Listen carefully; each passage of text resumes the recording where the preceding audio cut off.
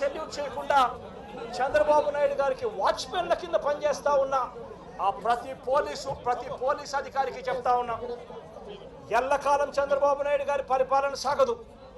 చంద్రబాబు నాయుడు గారి పరిపాలన త్వరలోనే వస్తుంది. ప్రతి పోలీస్ అధికారికి కూడా చెప్తా ఉన్నా, మీ బట్టలు ఓడదీస్తామని చెప్పి ప్రతి పోలీస్ అధికారికి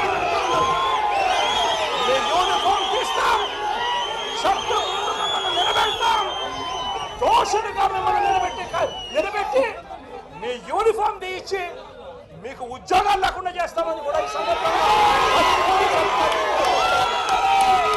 ఇప్పటికైనా చెప్తా ఉన్నా, ప్రతి పోలీస్ అధికారిలో కూడా మార్పు తెచ్చుకోండి.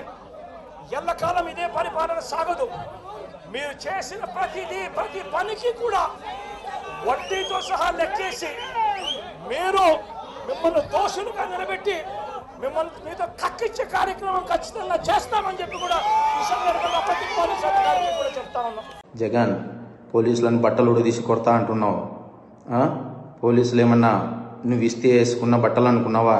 కష్టపడి చదివి రన్నింగ్ రేసుల్లో ఎగ్జామ్స్లో పాస్ అయి ఎన్నో వేల మంది పోటీ పరీక్షల్లో నెగ్గి వేసుకున్న యూనిఫామ్ ఇది. నువ్వెవడో వచ్చి ఉడదీస్తా అంటే ఉడదీయడానికి ఇదేమి అరటి తొక్క కాదు. మేము నిజాయితీగానే ప్రజల పక్షాన్ని నిలబడతాం, నిజాయితీగానే ఉద్యోగం చేస్తాం, నిజాయితీగానే చస్తాం. అంతే తప్ప అడ్డమైన దారులు తొక్కం. జాగ్రత్తగా మాట్లాడు.